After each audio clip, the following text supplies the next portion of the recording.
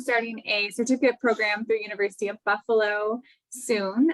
So I've had some experience with some trauma-informed care courses and a TBRI course, but I'm hoping to gain our knowledge to help develop it here more at Fair Play to help our parents and our kiddos, and hopefully broaden our scope into the wider Indianapolis area too. So we are so thrilled to have Nancy here. She's going to lead our discussion on managing parental stress and triggers, and I'll also be around afterwards if you have questions, and we can talk more about how we can connect you with some of these resources as well. So I will hand it over to Nancy. Thank you very much. I think Kathy's going to give me permission to be in charge, right? Yes. Okay. Yeah. Okay. So I'll wait for that. I'll just talk a little bit while I'm waiting for that to happen. I just appreciate this opportunity. I have letters after my name, just like I know, I'm sure that Kathy and Katie do, but I think the most important thing for me in terms of my credentials is that I was a foster parent for 23 years and I adopted 4 of my kiddos. And so I have worked in foster care and adoption my entire career, and I lived it and still do some. My kids are all grown up, but building relationship and helping them with their trauma continues on. So I will bring a little bit of my life experience into talking with you all today. But I just say that because I know that being a parent of a child with a normative brain can be challenging many days, but those of us who parented children who have brains that have been impacted by trauma, it can be even more challenging. So, and we often, and I'm sure that some of what Katie will be talking to you about is in the months ahead is the impact of that early childhood trauma on those brains. And that's just really very important to know. In my work over the years, I've done a lot of work with families, and just retired as Director of Adoption Services at Children's Bureau. But one of the big gaps that I felt like that I saw in services was services to parents. So we have a lot of people who are knowledgeable and understand how to work with our children, maybe not enough, but or at least we're gaining in that in this area. But I think that one of the things that we forget about often as professionals in our work with families is that impact of that trauma on the parent. And that when we bring children, especially for those of us as foster and adopted parents, but anyone who's got a neurodivergent child, which means that child has some kind of different kind of brain, whether it be because of trauma or because of something else like autism or fetal alcohol, whatever has caused that brain to be different, that we have brought into our home a child who gives us, we can call it secondary trauma. And oftentimes it triggers for us what maybe was unresolved from our own past histories too. So I want to talk about that today, and I'm going to share my screen so I don't have to keep looking at myself, and get started here. So one of the things that as I work with parents is, I know many professionals, we talk so much about with parents about, you know, what we need to be as a parent to be able to help our child heal or help our child become the best child that they can be. And we want that, right? We want to be the parent that our child needs us to be. But we can all admit that there are days that we are not that person. And I know for myself, there were days that I knew I wasn't being very therapeutic in my approach. And I began to kind of have a journey of figuring out what is it that's causing me not to be the parent that I want to be. We, Katie just talked a little bit about TBRI. trust-based relational intervention is a parenting model that was researched and is taught through the Texas Christian University Institute for Child Development.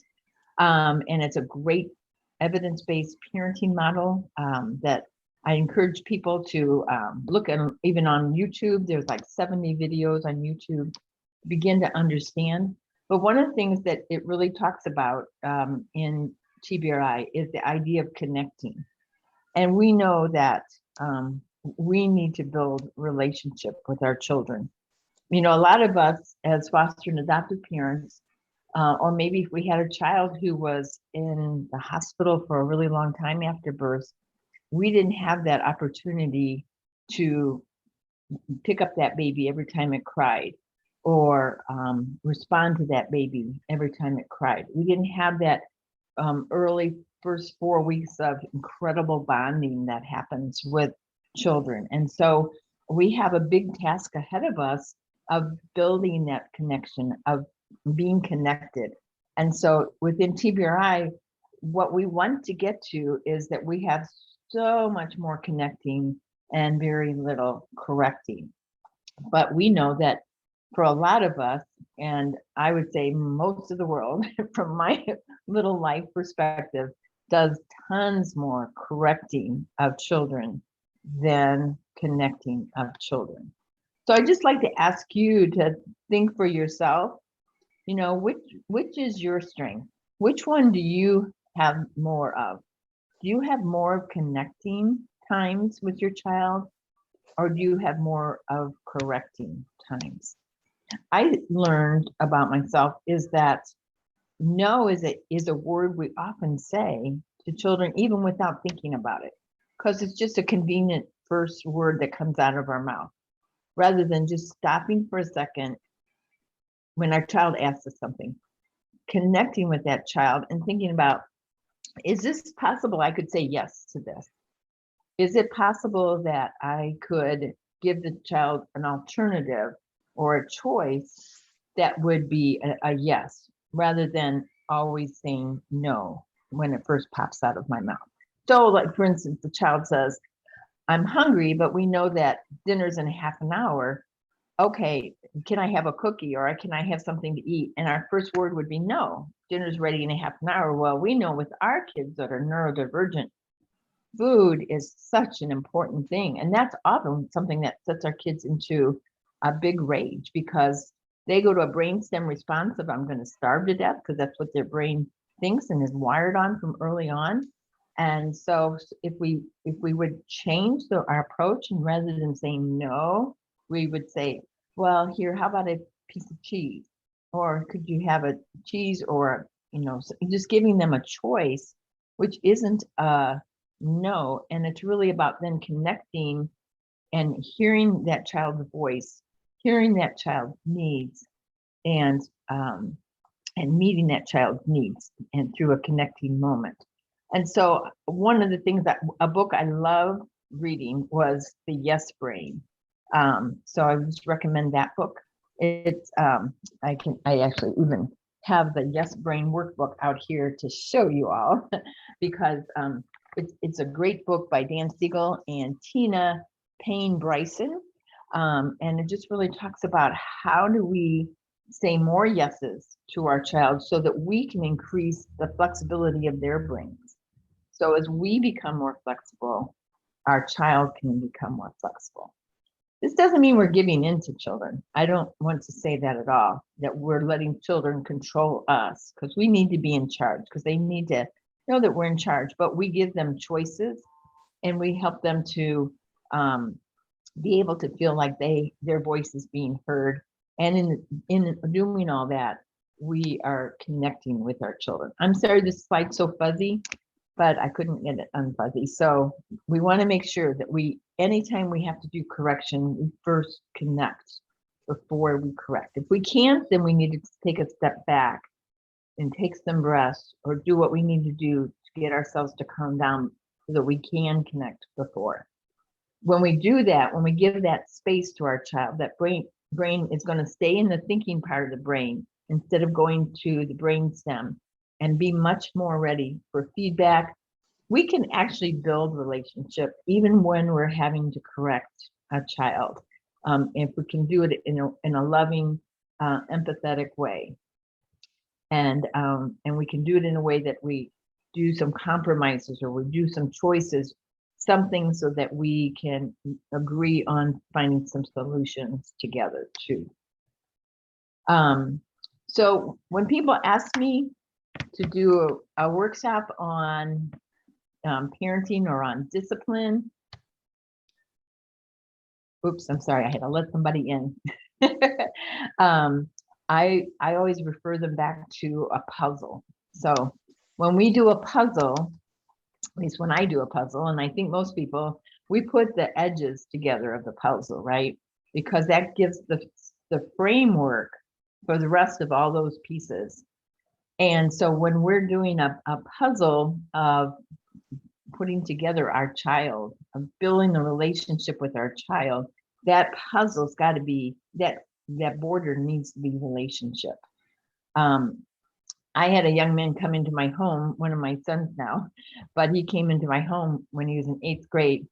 And when we fostered teenagers, forgot to say that, which makes attaching even a little bit more challenging because it's a developmental time when they're pulling away from parents.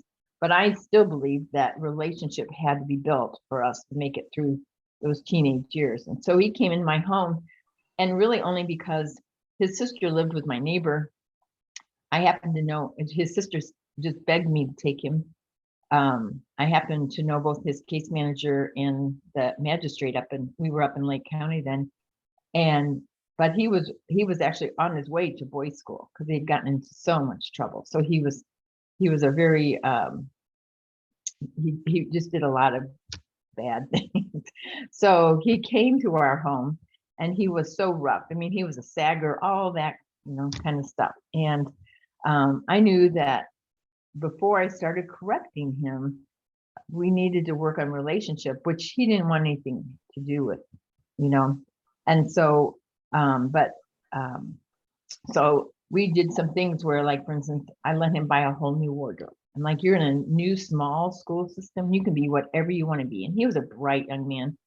He wanted to be involved in sports. That's a great thing because he was football. You have to have better grades, right? And it's also a great outlet for all of that anger. And so made sure that I was at every football game, all those kinds of things. So I just really, really worked on building a relationship.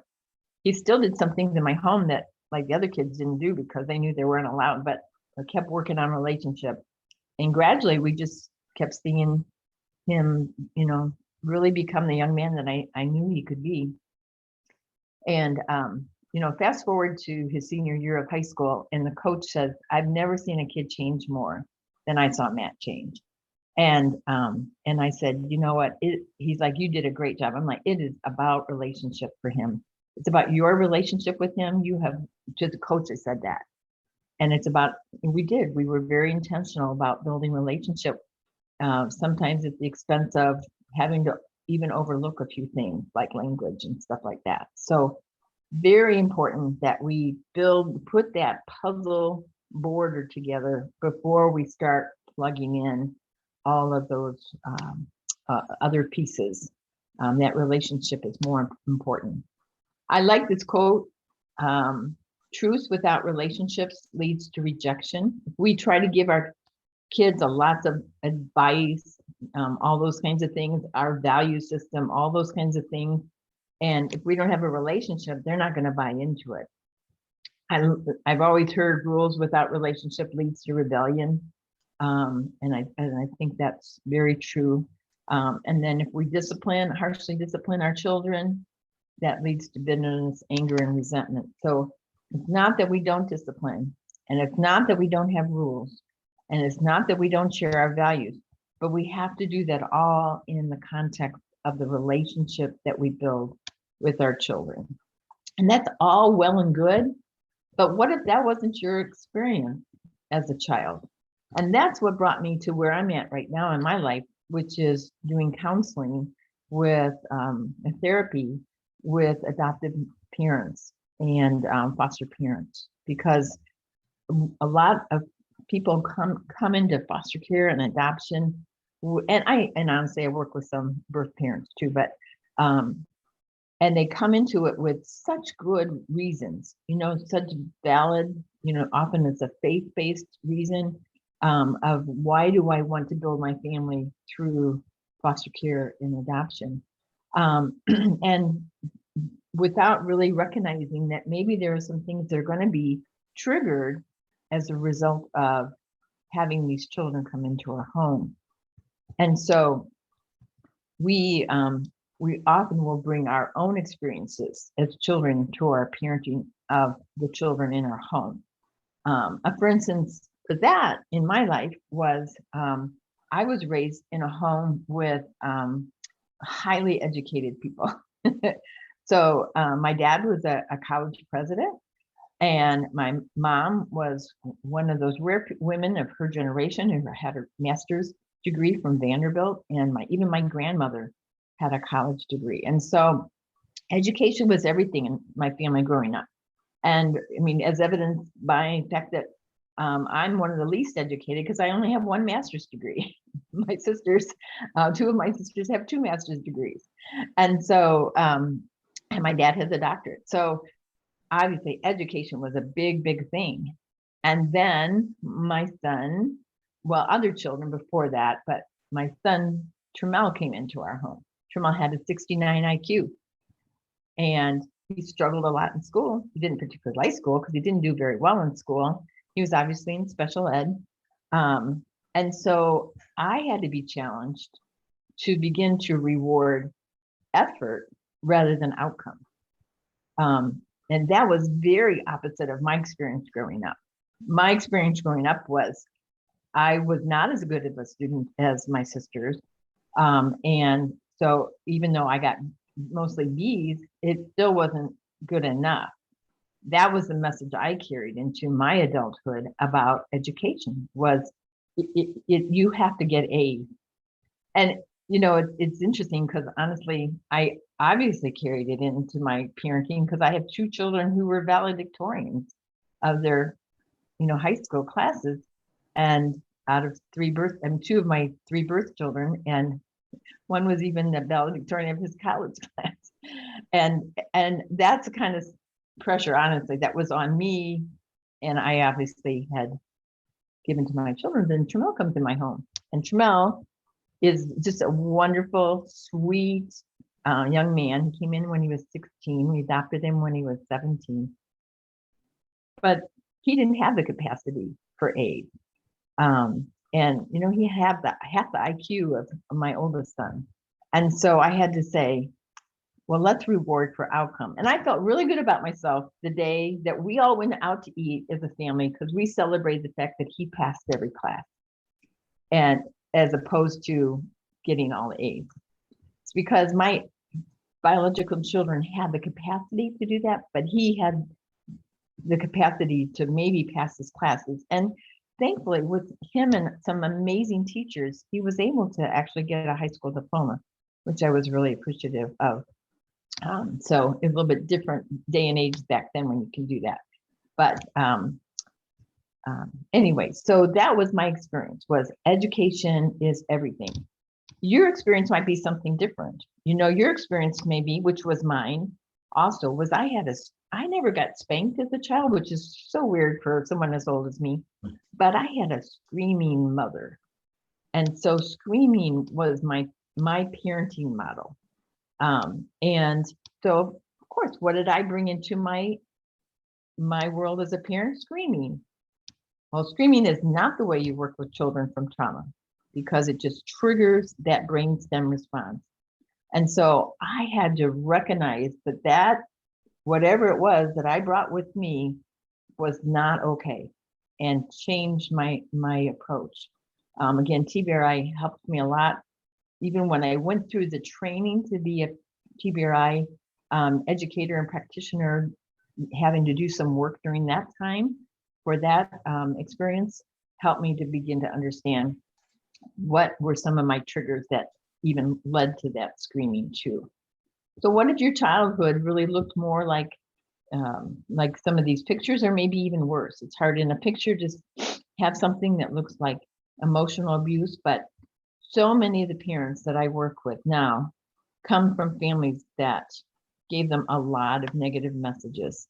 And we carry those messages as much as we don't want to, but unless we do something about it, we as parents and as adults carry those messages with us into our adulthood.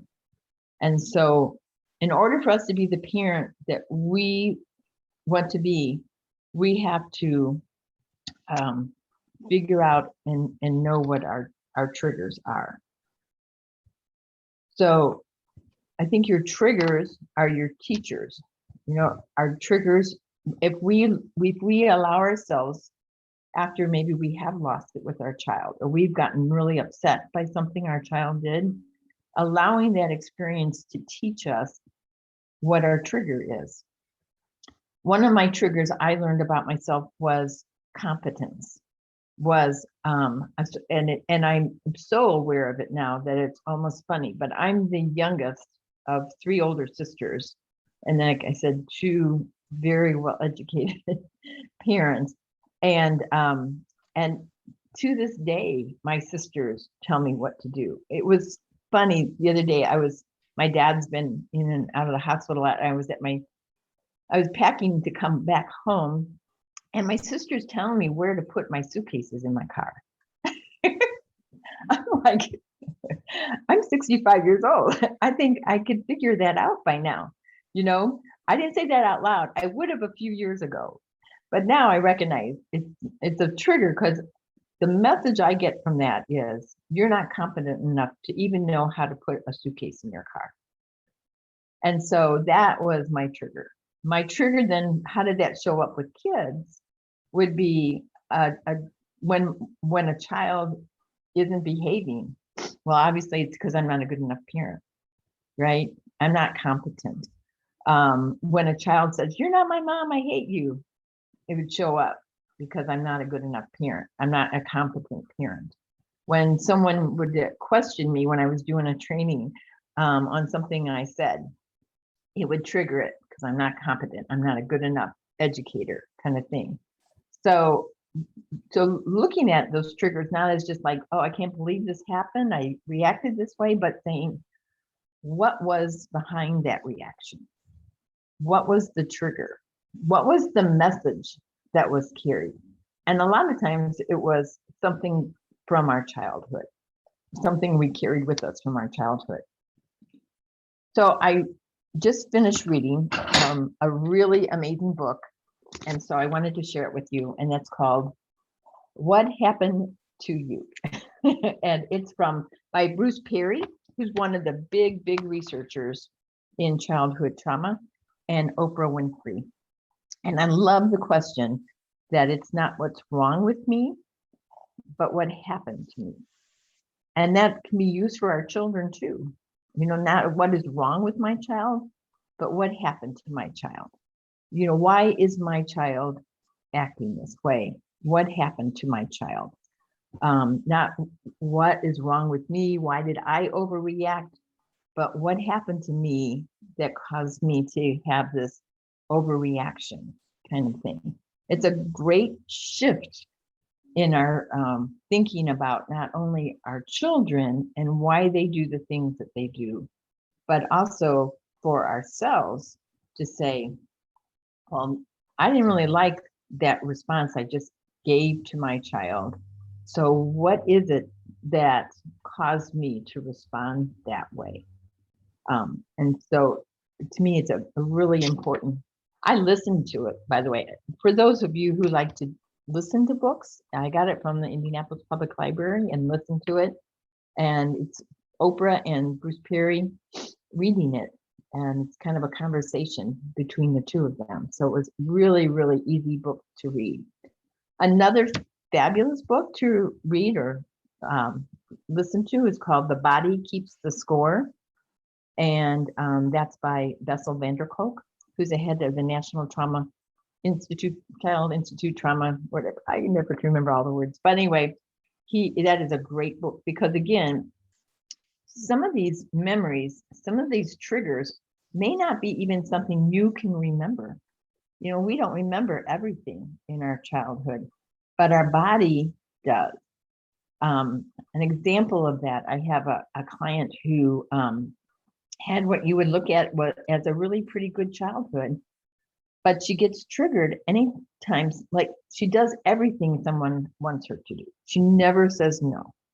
And she gets really triggered if she feels like her boyfriend is just a little bit upset with her, or her mother's a little bit upset with her.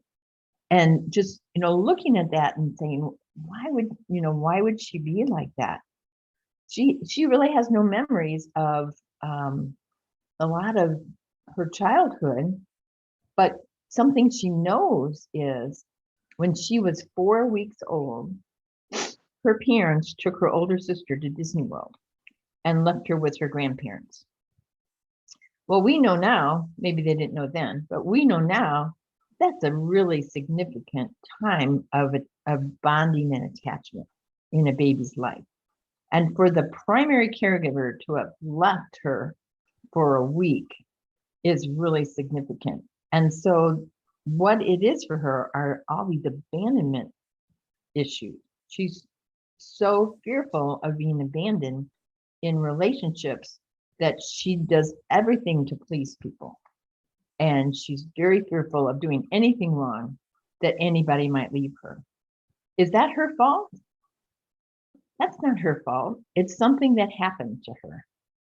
Is that her parents' fault? Well, I don't think, however old she is that many years ago, her parents knew that that wasn't a good thing. Now we do know more about importance of that bonding and attachment and cocooning. That's why we have so much, 3 months of, FMLA for a lot of people to be able to stay home with their babies. Because now we do know, but back then we probably didn't, but it still affected her. So understanding that really even early childhood kinds of things, even for ourselves, medical trauma is a trauma. Having been born early or being in an incubator or being in a NICU for weeks without ongoing contact with our parents can be a trauma. And so I think the big thing is giving grace to ourselves. And when we do get triggered, which we will, not saying what's wrong with me, but saying what happened to me and how can I begin to address that trigger in our lives. And that's a big piece of my work that I do with parents. So we know that our child experiences, even those that happen long before our memories, impact our responses throughout life. I find it interesting. I think one of the things that's interesting to me when I do therapy is that maybe because I'm older, but I have several clients who are older than I am, and one who actually is 80 years old, and recognizing that we carry that throughout our lifespan. When we've had trauma in our lives, we carry that throughout our lifespan. And at some point in our life, it begins to interfere. Lots of times when we're parents is when we begin to see it show up. But for some people, it's really when my life begins to slow down enough that I can't just cover it up by busyness. And I can't just mask that trauma and those feelings anymore. So throughout our lifespan, if we don't begin to address it and acknowledge it. So again, Fuzzy, so sorry, but it seemed like a great list of triggers.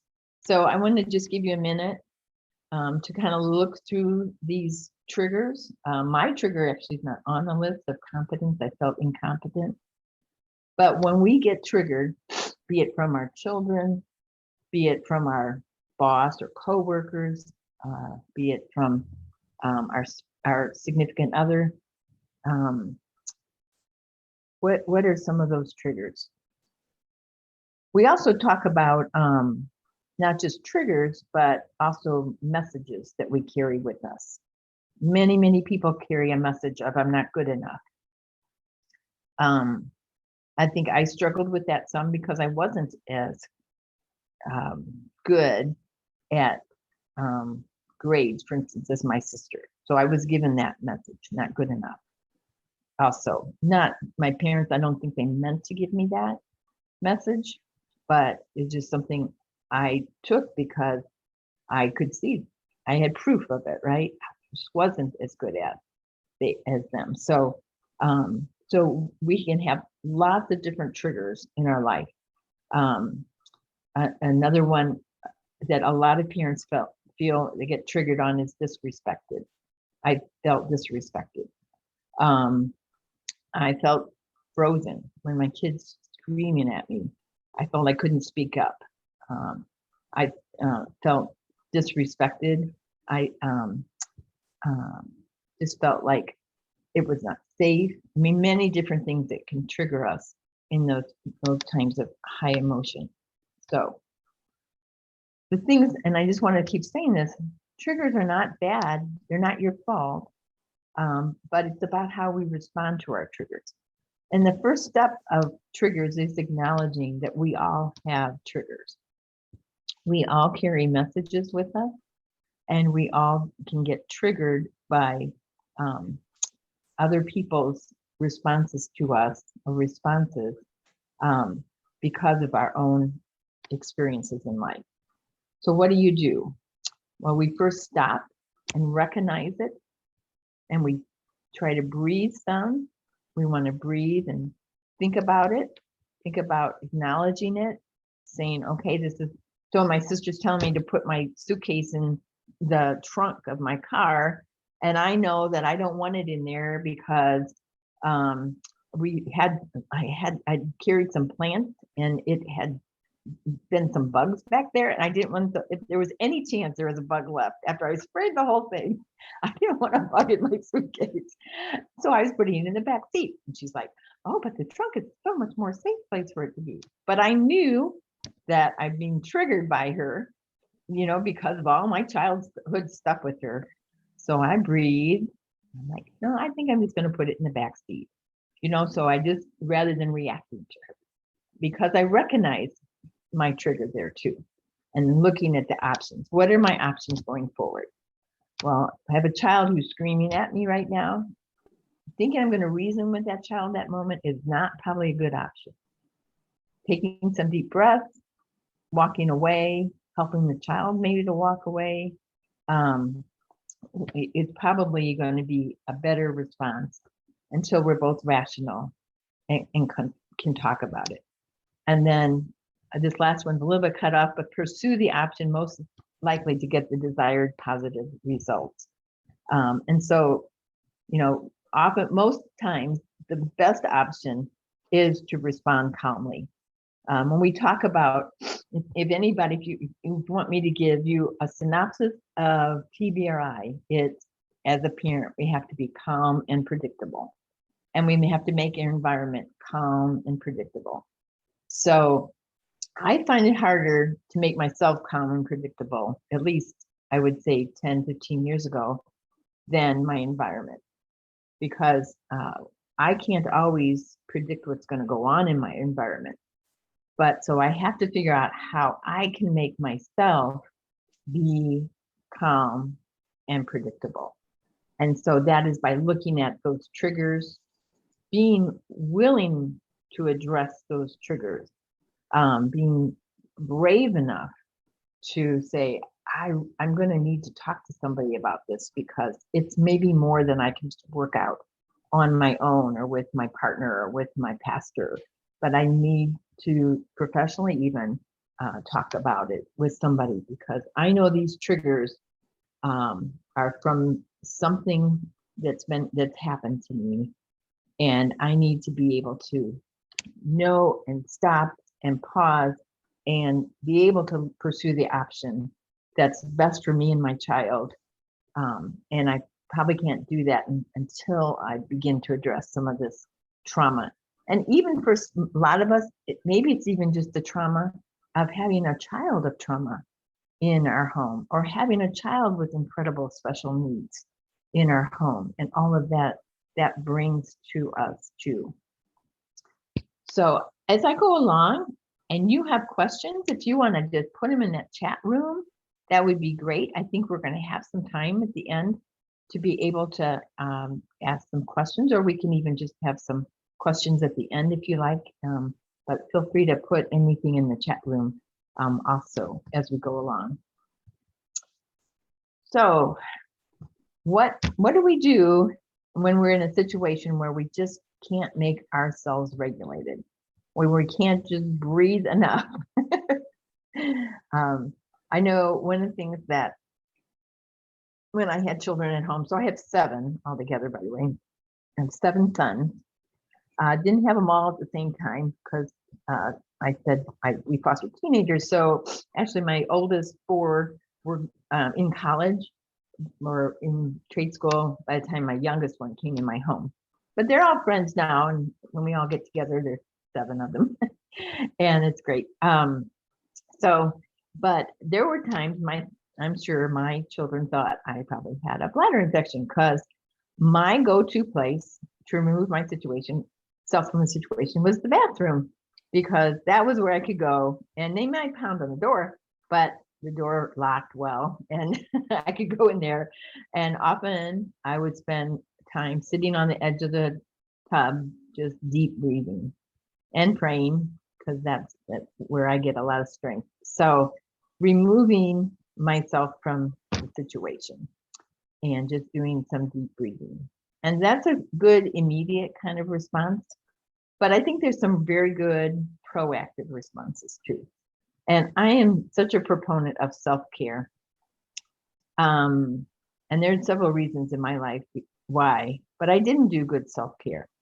I worked all day in foster care and adoption, and I came home to usually, our numbers vary, but we generally had between 7 and 9 kids in the house. I had a person who came in my house, after school and until I got home from work, and that was wonderful. And so that was somewhat of a support system. But I didn't take care of myself, and I ended up with cancer in my 40s. And I don't want anybody to experience that, because that's just caused a lot of other health problems now. As a result of that, though, I started exercising, and I've exercised pretty much every day since then. And because that's something I find really helps with me. It helps with anxiety, helps with just keeping myself regulated, is doing, and it's not always anything hardcore. Lots of times it's taking a walk. I like to lift weights, just simple things like that. But just taking care of myself, doing something that feels just like it's something for me is important. I think it's also important to build a support system. And I have to tell you, I know this is really hard, because when you have 7 sons, nobody invites you over for dinner. You're not like the popular family on the block, especially when you have, for the most part, kids who come from residential facilities and considered delinquents. And so for me, my support system had to be other foster and adoptive parents. And so it has to be for all of us, people who are experiencing what we're experiencing. And so I know Children's Bureau runs a lot of support groups for adopted families.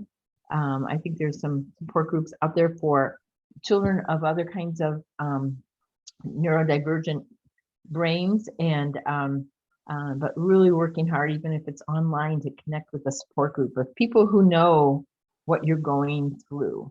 Not people who say, oh, I just got so tired of people saying, well, you just need to get rid of that child. Well, you don't get rid of children. You figure out what's going on and try to help the child. But people who don't live our lives don't understand our lives either.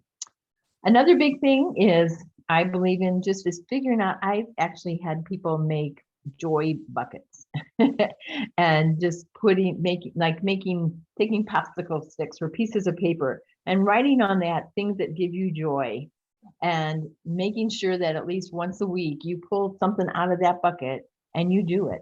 If it's just something as simple as watching a Disney movie, or gardening, or reading a book, going to a movie, but every week making sure that you set aside a time that you can do activity that brings you joy. And again, I know we don't have time for this, but it's kind of like the story of the guy who went out, 2 guys that went out to cut down trees, and one guy was just sawing all day long and sawing all day long, and the other guy just kept stopping and taking breaks.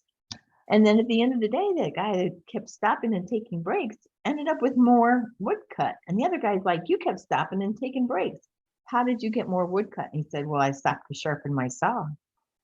And so we have to stop and sharpen our saw. We're really, actually, life is going to be easier and better for us if we take care of ourselves. If we figure out, does that mean I get up a half an hour earlier? Or do I not look at Facebook for half an hour and exercise instead? Or whatever little, or do I do 10 minutes here and 10 minutes there? Because we can usually find 10 minutes. Yeah. One thing I found was I love reading books. And so I learned how to listen to books because I had a little bit of a drive to and from work.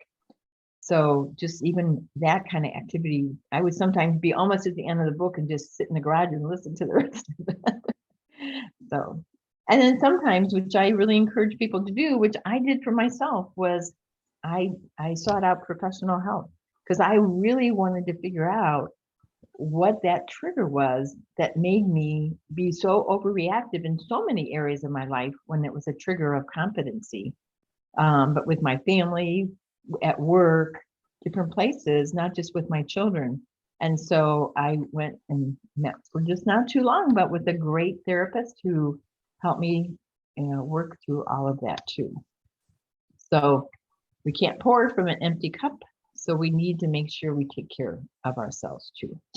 You've all heard the saying, I'm sure you've heard it. It's kind of redundant, but I think we forget about it.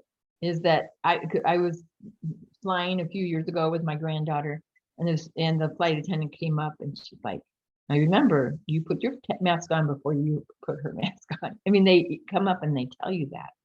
And that's so important for us. We have to take care of ourselves so that we can take care of others. And a big piece of taking care of ourselves, in my opinion, is addressing our own triggers. So as we take care of ourselves and we find joy in our lives, a lot of us have lost our playfulness and our joy.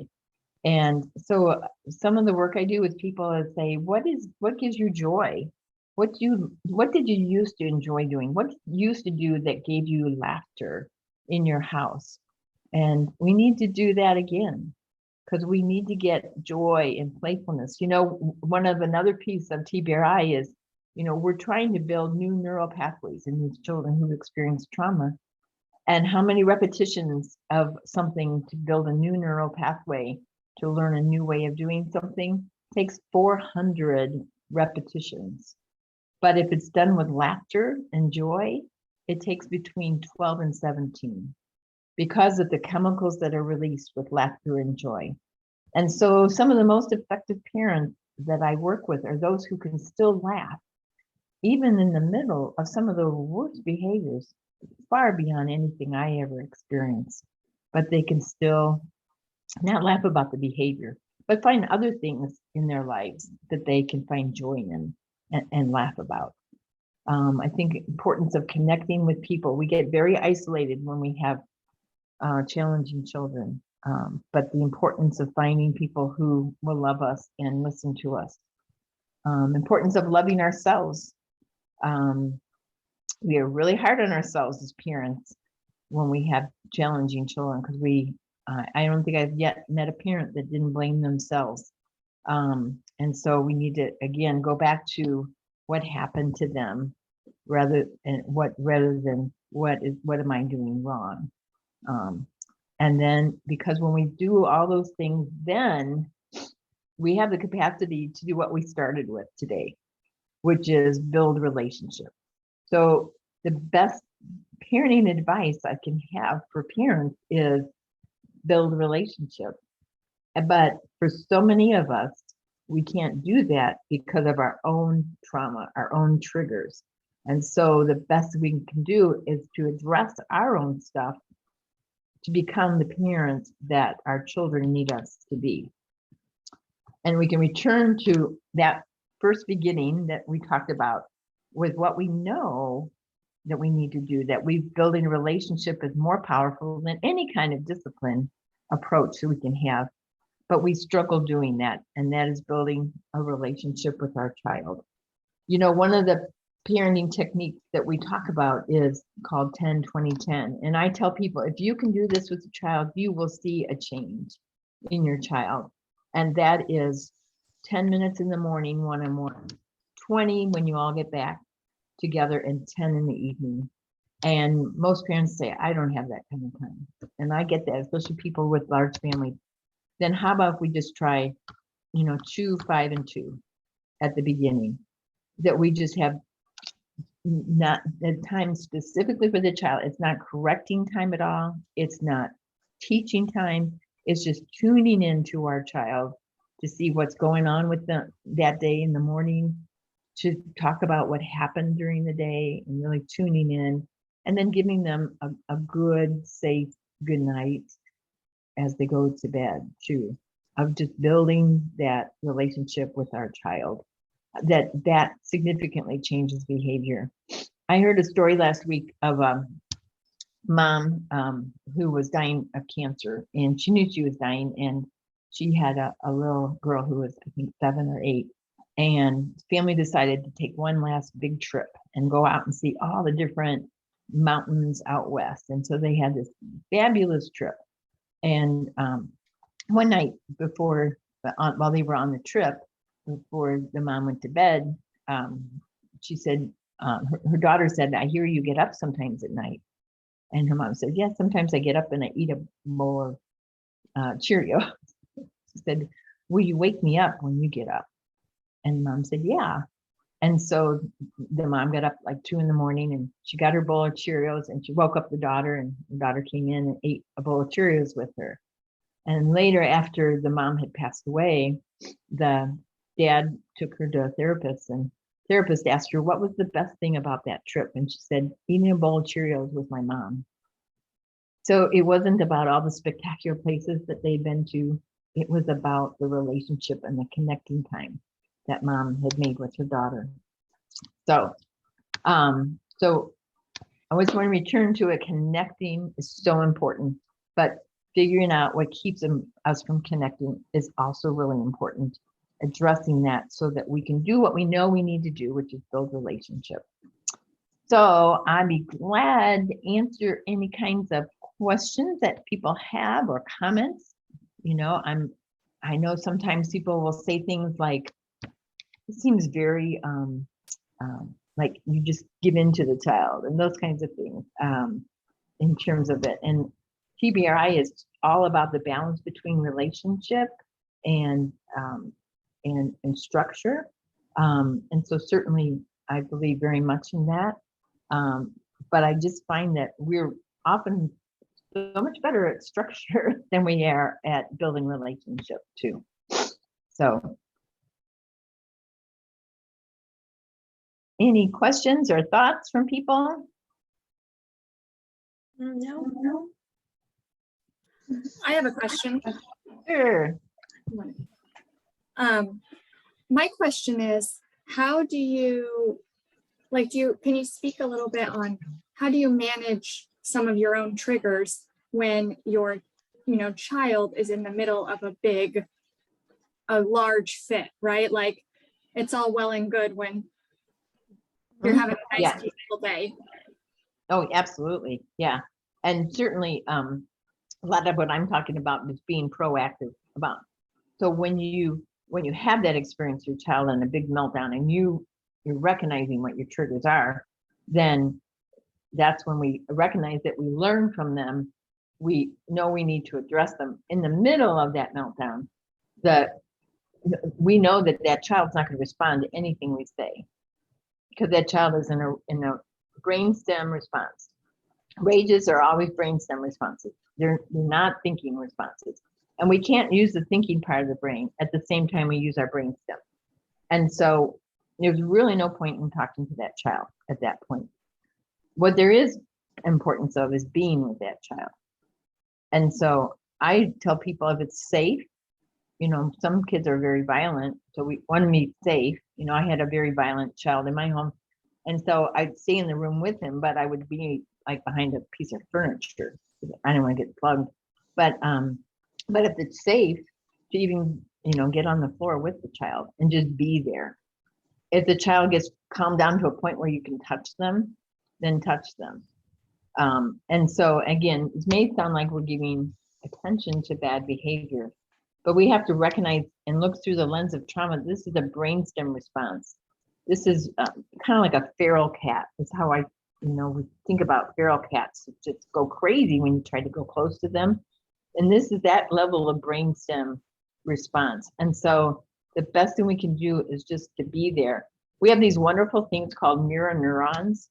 And that is that if we keep our brain calm and our neurons calm, we can begin to match with our child, that our child begins to match with our breathing and with our calmness. And so if we stay calm and stay with our child, that child's going to be, the rage is going to last a lower length of time, less length of time than if we're standing above that child and saying, get off the floor, or get to your room, or whatever we might normally have been triggered to do. Because in our mind, they're doing it to embarrass me, they're doing it to hurt me, they're doing it to get attention, all the things we think they're doing it for, when it's really just a brainstem response. And brainstem responses are as a result of their triggers.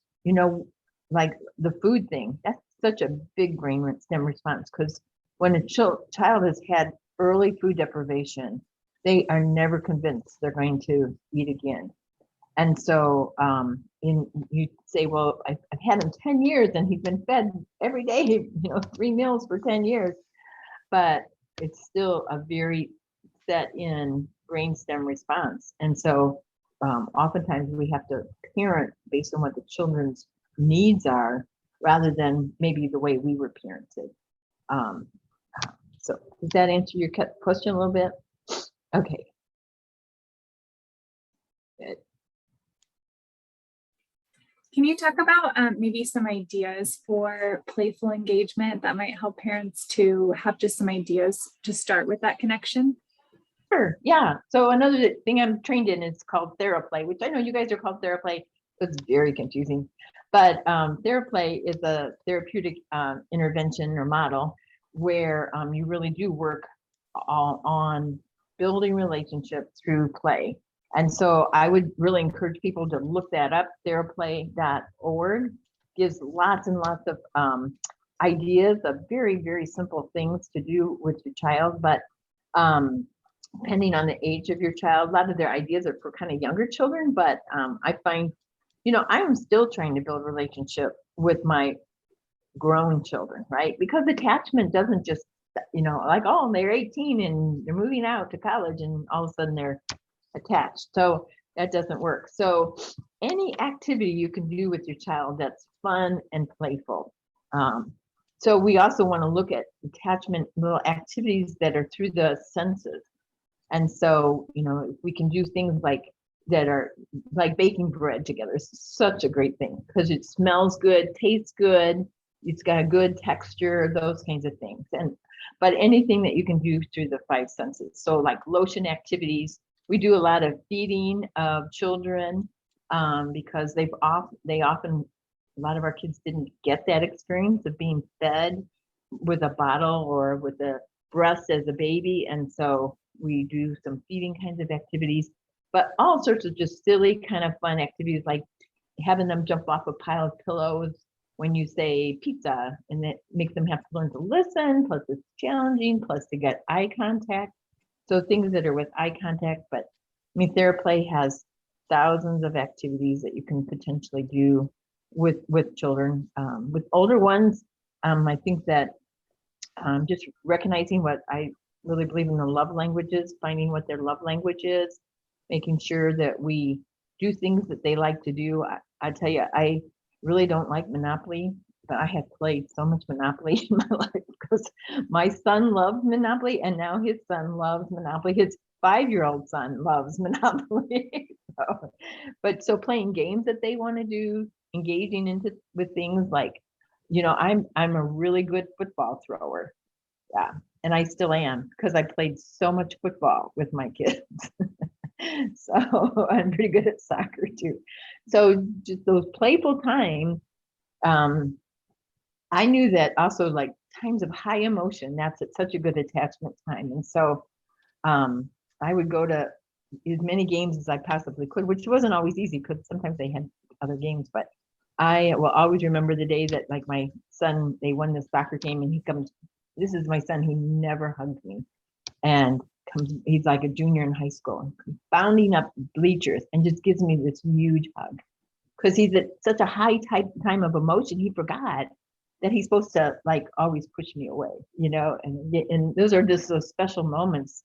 Those are the two parent attachment disordered children, you know, remember in our mind. So, you know, just times of creating those times of high emotion. One thing we always did was we camped a lot, which always creates times of high emotion because at least my husband and I are always doing goofy things that are, you know, just tiny bit dangerous, but pretty fun, like caving and things like that. So there's just a wide range depending on the age of children that you can do. But things that create times of high fun emotion are because if you think about the cycle of attachment occurs during when the baby cries, it's a high emotion, right? And the parent comes in, meets that baby's need, and the baby calms down. It happens over and over again. And that's when the oxytocin is released. So it's a chemical reaction really during that time of high emotion. And so we want to recreate it, but we don't necessarily have to recreate it with crying. Although that's why maybe sitting on the floor with the child when they're in a rage is a good thing. But we can also recreate it by creating times of high emotion with fun activities too. Christy wants to tell us about it. I can't hear her.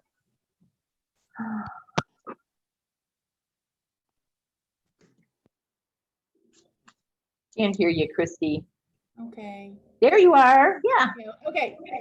So I was going to say the book that we really enjoy is The Out of Sync Child Has Fun. And it has a bazillion activities like that I Okay. actually have by my bedside right now. We're dealing with some stuff at home. So just finding activities for my kiddos that way. So yeah. Good. And I'm sure Christy will tell you about, and Katie both, about sensory kinds of stuff. Because even Bruce Perry will say we have to start from the bottom, you know, and we have to start with sensory often before we can move on to even building attachment, because attachment's a higher level on that hierarchy of needs.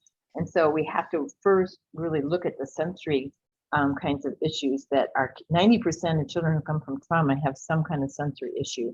And so really looking at those sensory issues, which is not just the 5 senses, but that there's others that are involved too. So it's why it's so exciting to have an occupational therapist, because that's where you get sensory work done. Yes, and I am happy to help any families, or if you have an OT that you're working with, or if you don't, if you're just seeing PT, you can always consult, and we are happy to try out some ideas with you.